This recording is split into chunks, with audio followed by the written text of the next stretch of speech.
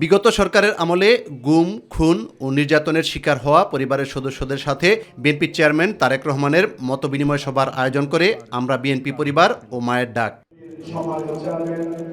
গুম, খুন হওয়া পরিবারের সদস্যদের অশ্রুসিক্ত কণ্ঠে সান্ত্বনা দেন তারেক রহমান। আমরা আজ কি যন্ত্রণা কাটাচ্ছি সেটা কেউ বুঝতে পারবে না। 13 বছরে অনেক জায়গায় গিয়েছি এবং অনেক বক্তব্য দিয়েছি, কিন্তু বাবার খোঁজ পাইনি এখনো।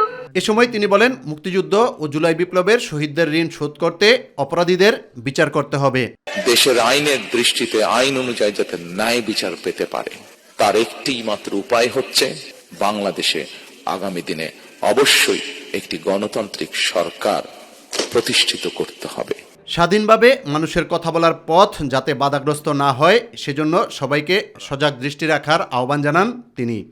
কেউ কেউ বিভিন্ন রকম কথা বলে একটি অবস্থা তৈরি করার চেষ্টা করছে, যেখানে এই গণতন্ত্রের পথ তৈরির পথ যে তৈরি হয়েছে সেটি যাতে বাধাগ্রস্ত হয়।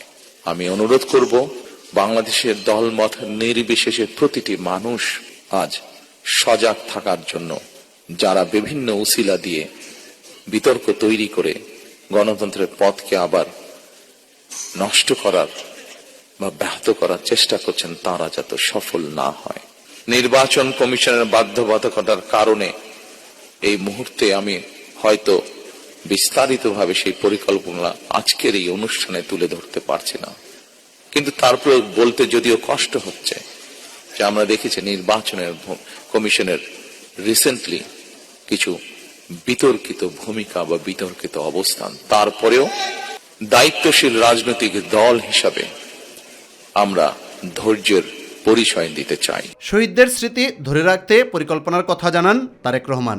আমাদের দল বাংলাদেশের মানুষের সমর্থন নিয়ে সরকার গঠনে সক্ষম হলে আমরা এই শহীদ পরিবারদের নামে রাষ্ট্রের, দেশের গুরুত্বপূর্ণ সড়ক কিংবা রাষ্ট্রের বিভিন্ন গুরুত্বপূর্ণ সরকারি বেসরকারি স্থাপনার নামকরণ করব, যাতে প্রজন্মের পর প্রজন্ম এই শহীদদেরকে গৌরবের সাথে স্মরণ রাখতে পারে।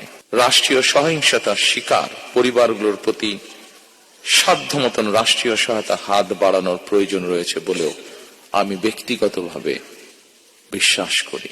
দ্রুত গণতান্ত্রিক সরকার প্রতিষ্ঠিত না হলে শহীদদের অমর্যাদা করা হবে বলেও দাবি করেন বিএনপির ভারপ্রাপ্ত চেয়ারম্যান তারেক রহমান।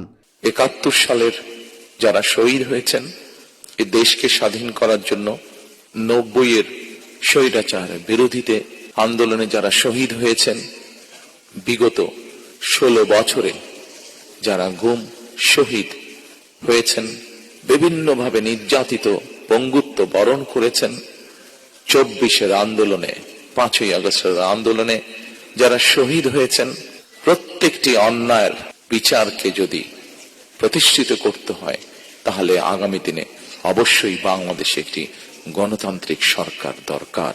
ইউসুফ আলী, মাই টিভি, ঢাকা।